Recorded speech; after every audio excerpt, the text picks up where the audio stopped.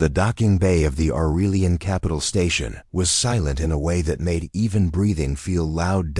Ethan Hawley stood alone at the center of the chamber, his boots planted firmly on the smooth silver floor. He kept his hands behind his back, not because anyone ordered him to, but because it felt safer that way. Around him rose curved walls made of living crystal, glowing faintly with slow pulses of blue light. The air was clean, almost too clean, and carried a soft hum that never stopped. He had faced enemy fire before. He had walked through burning cities and watched stars explode in the distance. But this place, this moment made his chest feel tight. Ethan was not here as a hero. He was not here as a soldier either. He was here as a witness. A former human officer invited to observe first contact talks between humanity and the Aurelian Concord. No weapons. No speeches. Just presence. Across from him stood the Aurelian leaders. They were tall and elegant, their silver skin reflecting the chamber's light. Their eyes glowed like distant suns, calm but sharp. At their center stood High Matron Ceriles, ruler of the Aurelian people. She carried herself with quiet authority, like someone who had never needed to raise her voice to be obeyed. Her gaze rested on Ethan, unreadable. Humans and Aurelians had a history. Not a peaceful one. The war had ended years ago, but memory did not fade so easily. Ethan felt it in the room, the weight of old anger, old grief. The atmosphere was tense, stretched thin like glass ready to crack. Then something changed. Soft footsteps echoed behind the High Matron. A small figure stepped forward. She was an Aurelian child, young. Much smaller than the others, her glow dimmer and unsteady. She held the edge of Cerilis's long robe as if it were the only solid thing in the universe. Her wide eyes moved across the chamber, curious and cautious. Ethan noticed her and felt a strange pull in his chest. He didn't know why. The girl's gaze landed on him. She froze. Her glow flickered, brightened, then steadied. Her breathing changed. Small, sharp breaths. Like someone trying not to cry. Ethan straightened. Without realizing it, the girl took one slow step forward, then another. Her hand lifted. One small finger pointed straight at Ethan. "Halle, Mom," she said softly. The word echoed through the chamber like a dropped stone. Ceriles turned her head slightly. "What is it, child?" The girl didn't look away from Ethan. "That's him," she said. The hum of the chamber deepened. Guards shifted their stance. Energy fields activated with a low, dangerous vibration. Several Aurelian elders stiffened, their eyes narrowing. Ethan felt his heart begin to pound. He had no idea who she was, but the way she looked at him, fear mixed with something else. Something warmer made his stomach twist. Cerilis's glowing eyes sharpened as she studied Ethan more closely. "You are certain?" she asked her daughter. The girl nodded quickly. "I remember." A murmur spread through the room. "Impossible," one elder whispered. "A human?" Another hissed. Ethan took a slow breath. He forced himself not to move. Any sudden action could be taken as a threat. Ceriles raised her hand, and silence returned. She stepped forward, her presence filling the space between her and Ethan. "You," she said, her voice calm but heavy with power. "You have never met my daughter. Explain this." Ethan opened his mouth. No words came out.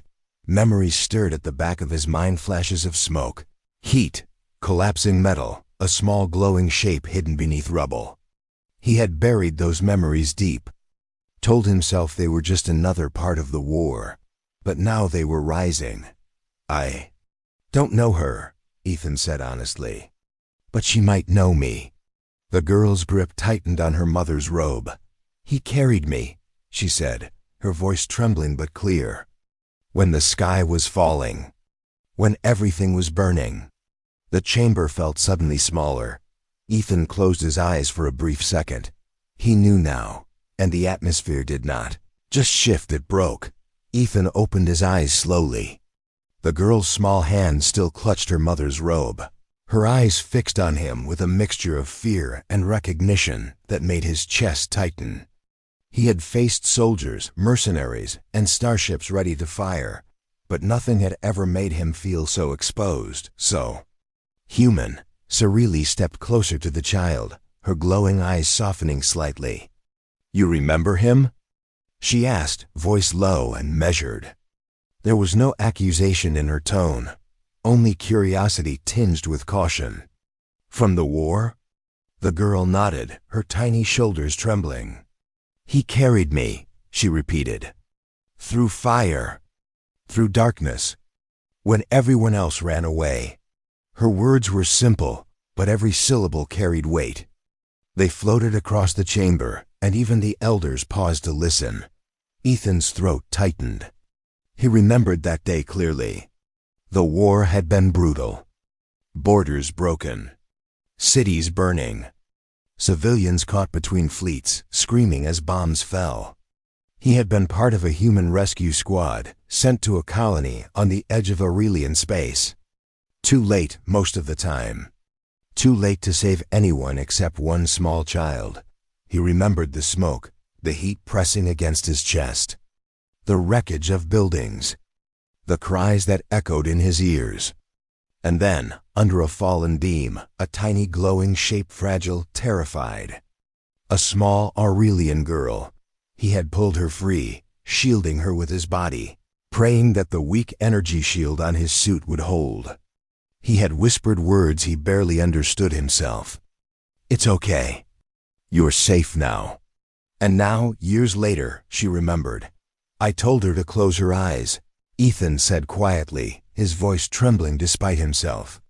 "I told her it would be okay, even though I wasn't sure it would be." The girl's lips quivered, and she nodded. "He said my name, like it mattered." The elders shifted uneasily. Whispers filled the chamber. A human who disobeys orders? A civilian? Impossible. Cirili's did not interrupt.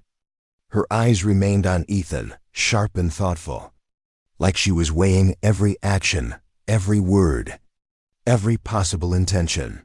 "You were not ordered to save our civilians," she said finally, her voice calm but edged with curiosity. "Yet you did it." "No," Ethan replied, swallowing hard. "I wasn't ordered, I couldn't leave her."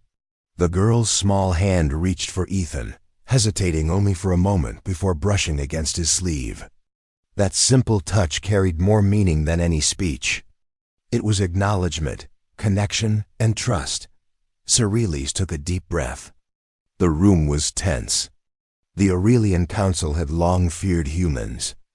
They had stories of destruction, of merciless battles, of empires clashing. Humans were known for rage, for fire, for unpredictability. Yet here was one human who had chosen compassion over orders, life over duty. "You risked your life," Cirili said slowly. "Not for glory, not for reward, but for a child." Her gaze softened slightly as she looked down at her daughter.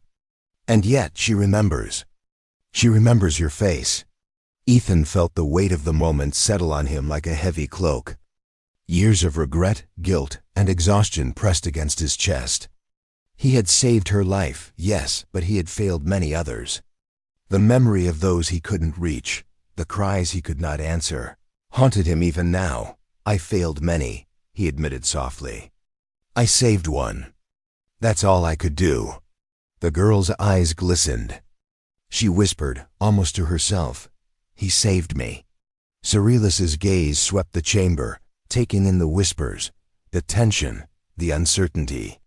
The elders exchanged glances. A few lowered their heads, uncomfortable with the truth unfolding before them. Humans had always been unpredictable, but this was different. This was mercy. This was choice. The small girl took another step toward Ethan, her confidence growing just slightly. "I remember everything," she said. "The fire, the smoke, the voice that told me it would be okay." Ethan's eyes met hers. He could see the memory reflected in her glowing eyes, the fear, the pain, and the fragile hope that had survived against all odds. Cerilis finally spoke, her voice echoing softly through the chamber. This human he chose to protect when all else had abandoned you. And now his presence here changes everything. The chamber seemed to hold its breath. Guards stiffened, energy hums grew louder, and the room pulsed with an invisible tension. Every eye was on Ethan, yet no one dared move. Ethan exhaled slowly. He had come to observe. But now he realized he was not just a witness. He was part of a story that would ripple through generations. And the story had just begun. The small girl lifted her hand again, brushing it lightly against her mother's robe. "Mom," she whispered, "I remember him. I know him. He saved me." The words hung in the air, fragile and powerful. And the atmosphere shifted, heavier now, charged with unspoken emotion, history, and the faint glimmer of hope. Ethan Hawley, a human, once a soldier, once a stranger, was no longer just a visitor in Aurelian space. He was a memory, a protector, a piece of a past that refused to be forgotten. And in that moment, for the first time, the Aurelian Concord truly saw him. The chamber was quiet for a heartbeat, but the silence broke almost immediately. Whispers turned into murmurs, murmurs into raised voices. The Aurelian elders, normally calm and reserved, stepped forward, their tall forms bristling with tension.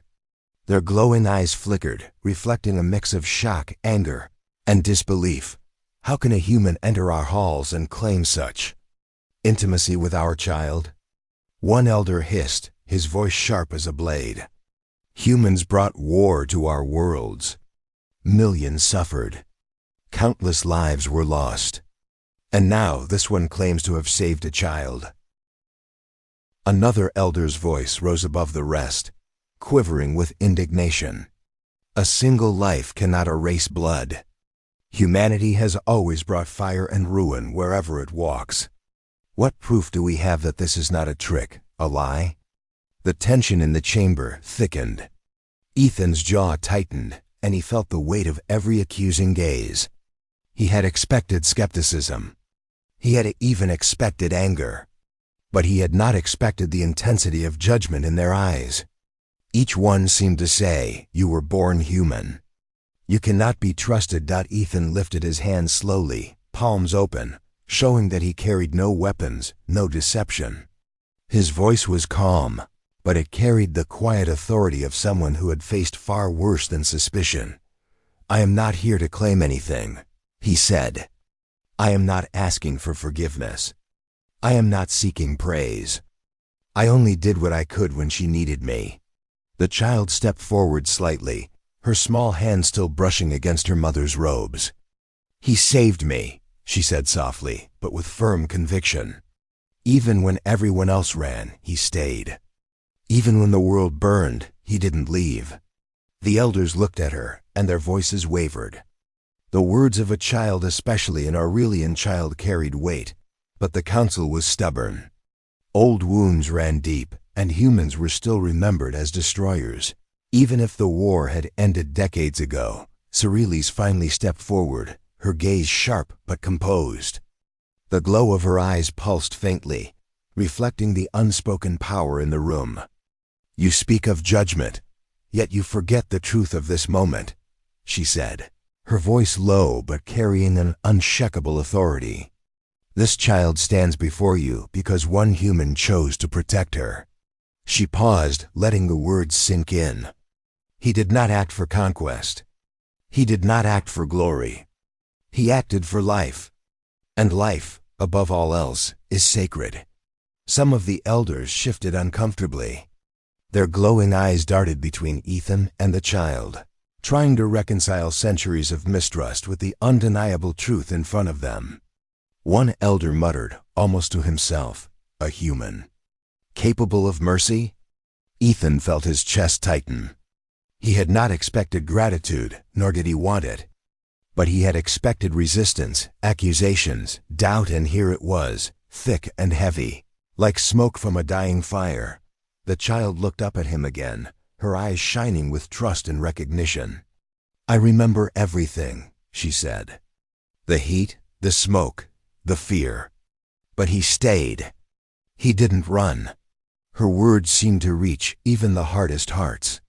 Whispers quieted as the council absorbed the truth in a way that no history book or war record could capture.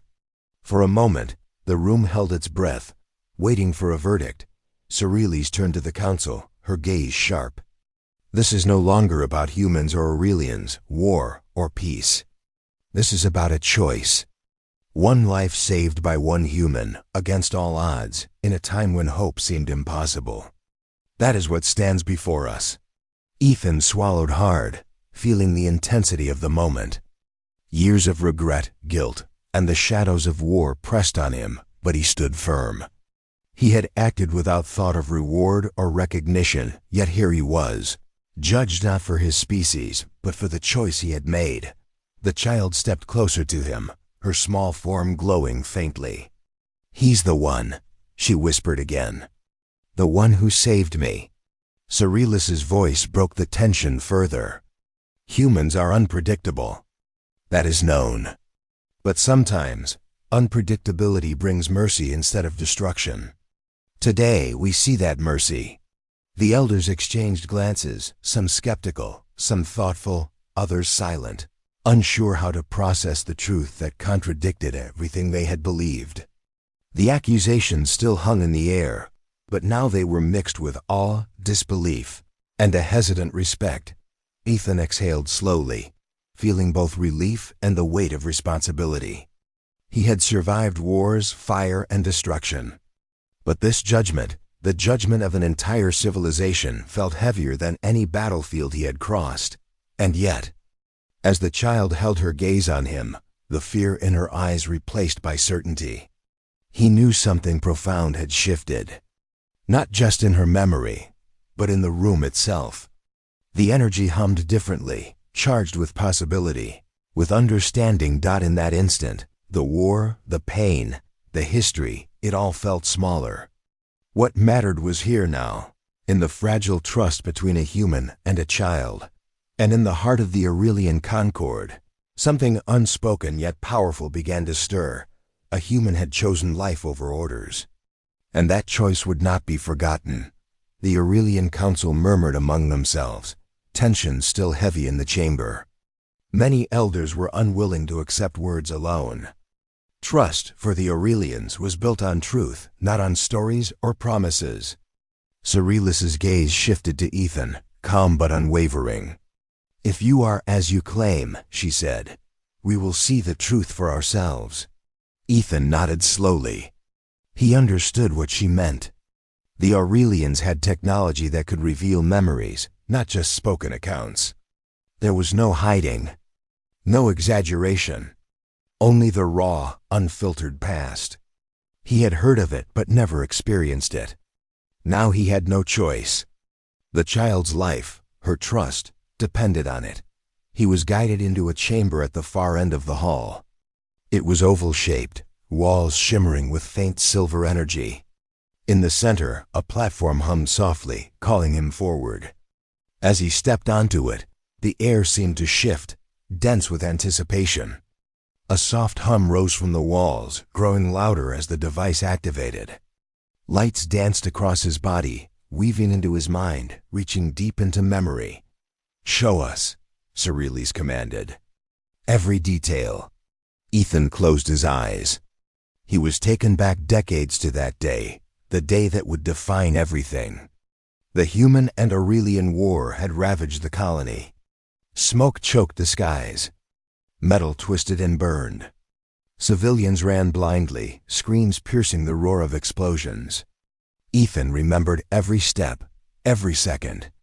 The fear, the chaos, the unbearable noise, and then a flash of movement. A small glowing shape trapped beneath fallen debris. A child. Her tiny arms reached for him as he pulled her free, the heat scorching his suit, the energy shields failing under pressure. He had lifted her carefully, shielding her as best he could. Every instinct screamed to run, but he couldn't leave her behind. The memory played for the council in vivid detail. They saw his squad hesitating, following orders to retreat. They saw Ethan defy command, rushing into collapsing buildings, ignoring danger. They saw him wounded, bleeding, but never letting go of the child. They heard his whispered words, "You are safe. You are important. Don't give up." Even the youngest elders gasped. The chamber felt alive with the raw truth of courage. The child's voice, soft and trusting, echoed through the memories. "I remember him. He stayed. He didn't leave me." Ethan felt it all again, the fear, the exhaustion, the weight of responsibility, but also the fleeting warmth of hope as her small hand clung to his arm. He had thought at the time that it might be the last thing he ever did. But somehow he survived. And somehow she survived. The vision ended. The lights in the chamber dimmed. Ethan stood on the platform, breathing heavily, feeling both drained and exposed. But something had shifted. The council, who had doubted and whispered and accused, now regarded him in silence. Some looked down, humbled.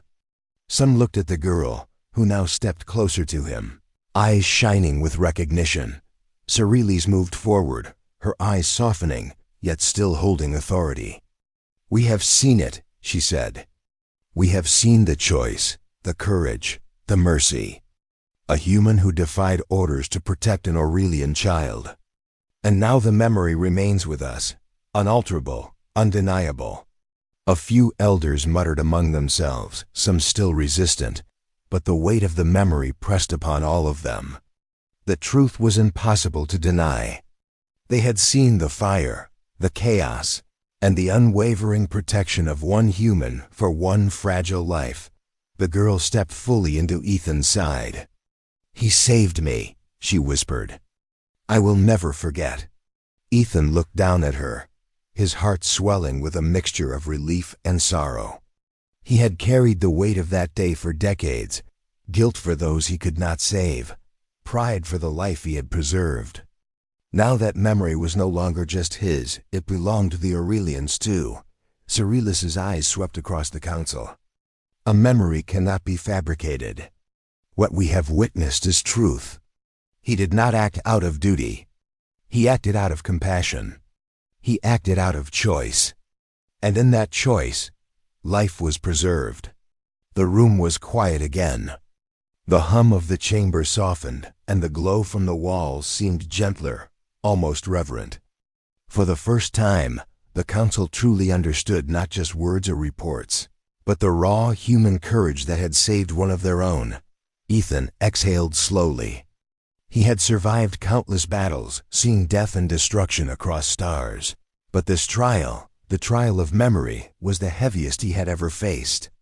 Not because he feared judgment, but because the truth of that day, of every choice he had made, was now visible for all to see. The girl took his hand, small and warm in his own. "I remember everything," she said again, but now with a soft smile. "Because of you, I am here. Because of you, we survived." Cerilis nodded, her voice carrying across the chamber. "Let it be known that a human chose mercy when no law demanded it. That choice will be remembered, and it will matter." And in that moment, Ethan realized that the past, with all its pain and regret, had finally found acknowledgement. The trial was over not in words, but in the truth that now hung like a light between him, the girl, and the Aurelian Concord. The chamber was silent for a long moment after the memory trial. The echoes of the past still lingered in the air, like smoke that refuses to disappear. The elders exchanged glances, some hesitant, some awed. Even the smallest gesture seemed magnified in the quiet, the girl gripping her mother's robe, the subtle pulse of energy from the walls, the faint glow of Ethan's skin under the chamber's light. Cerilis finally stepped forward. Her eyes, bright with authority, settled on Ethan. "You risked everything for her," she said softly, almost a whisper. "Your life, your rank, your orders. And yet, You did not act for duty or reward. Tell me, why?" Ethan looked at her, his gaze steady despite the weight pressing on his chest. He could feel the eyes of the council upon him, each one seeking truth, searching for motive. But there was only one answer that mattered. "Because she was afraid," he said simply. "Because someone once did the same for me. Because someone needed me to be there." The chamber fell silent again, but this time the silence was different. It was not filled with tension or accusation, it was heavy with reflection. The elders were processing something they had never fully understood before, a human choosing compassion over command, mercy over orders. The girl took a hesitant step toward him, glowing faintly in the soft light. "You told me I was brave," she whispered, "even when I didn't believe it." Ethan crouched slightly to meet her eyes. "You were," he said, his voice low but firm. "Bravery isn't about never being afraid. It's about what you do when fear is all around you." Cerilis's gaze softened as she observed the exchange. "Humans have always been unpredictable," she said, almost to herself, though loud enough for the council to hear. "We feared their power, their wars, their destruction. But perhaps we have feared too much and misunderstood too long." An elder, still skeptical, spoke up. "And yet, so many humans bring ruin. Why should we believe this is anything more than luck?" Ethan took a slow breath.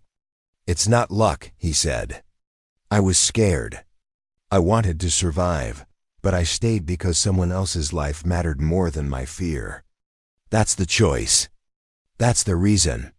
The girl's small hand brushed against Ethan's sleeve, steadying herself. "I remember everything," she said.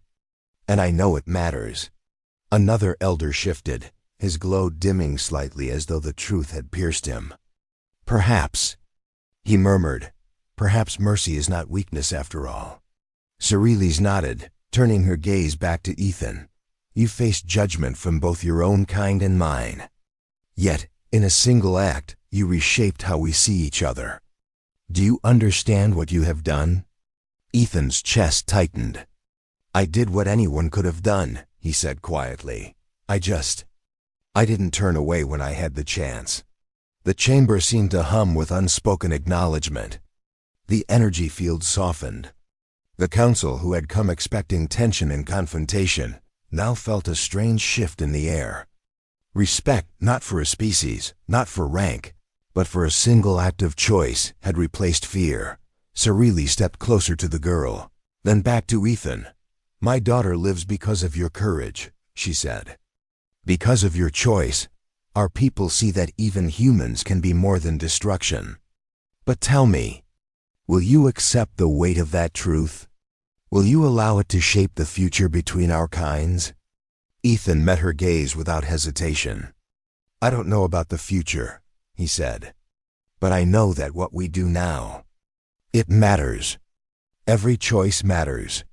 And if saving her changes anything, even a little, then that is enough for me." The girl smiled, a faint glow radiating from her in response. "Because of you," she whispered, "I know hope is real. And I know someone believes in me."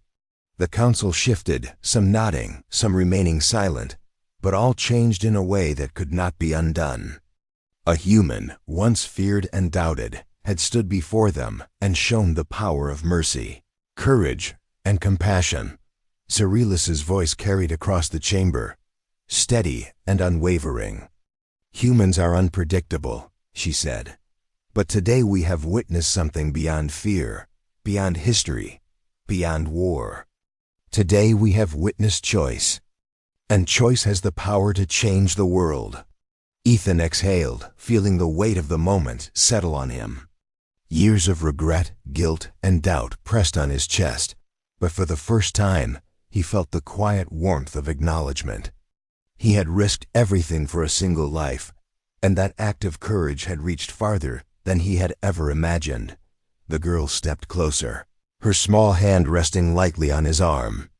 "You saved me," she whispered, "and I will never forget."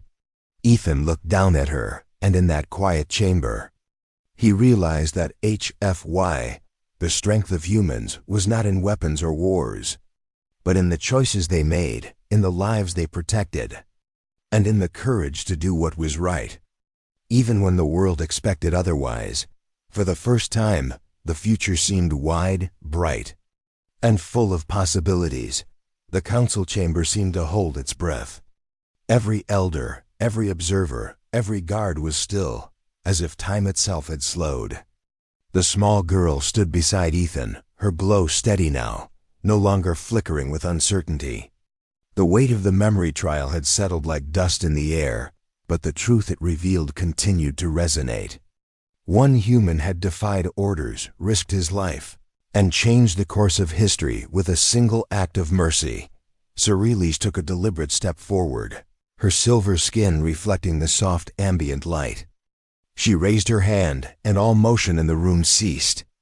Even the low hum of energy fields seemed to quiet in her presence. "The Aurelian Concord has long feared humans," she said, her voice clear and unwavering. "We have known their strength, their fire, their capacity for destruction. But today, we have seen something new." She looked down at her daughter, whose small hand rested lightly on Ethan's arm.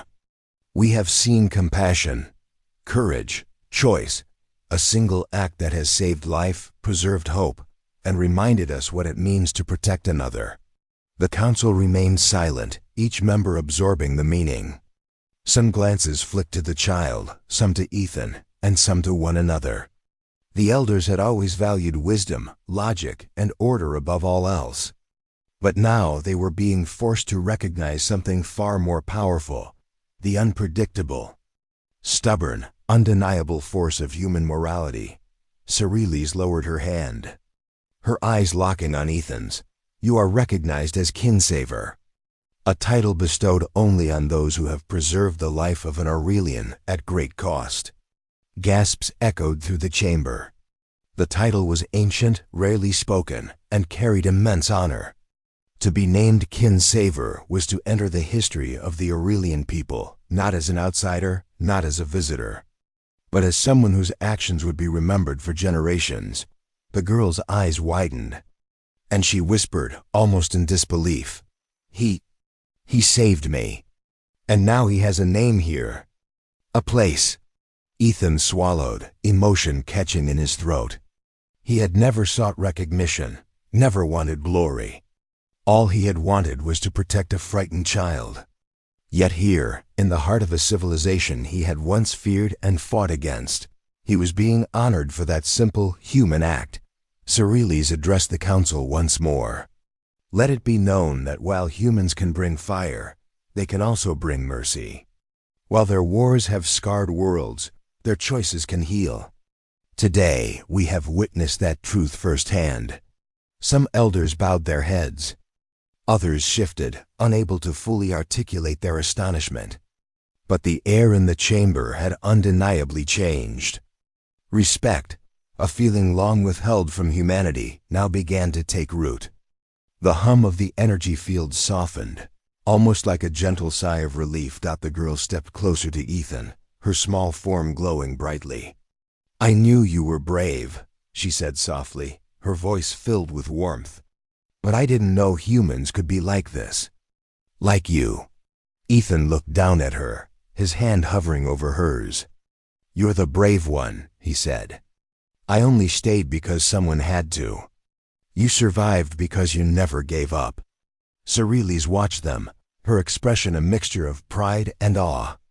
"Humans are unpredictable," she said, "but this unpredictability has shown us mercy and choice. These qualities, compassion, courage, the willingness to act even when fear is strong, are what shape the future." The council began to nod in quiet agreement. Some murmurs of approval passed between elders. The tension that had gripped the chamber for so long now softened into a sense of acknowledgement, of understanding. A bridge had been built, not with treaties or weapons, but with the quiet, powerful force of a human's decision to save life. Ethan felt the weight of the moment settle on him. He had faced countless battles, seen worlds crumble, and survived horrors beyond imagining.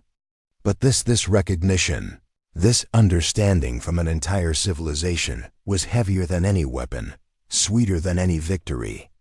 It was validation, yes, but more than that, it was proof that what he had done mattered. The girl smiled up at him, a small but radiant glow illuminating her face. "Because of you, I am here," she said. "Because of you, our people will see hope." Ethan exhaled slowly, a rare smile breaking across his face. "No," he said gently. "Because of you, I understand it too. Hope. It's worth fighting for." Cerilis's voice carried one final message through the chamber. "Let all remember this day. Let all remember that humanity is capable not only of war, but of mercy. That courage is measured not in firepower, but in the choices we make for others.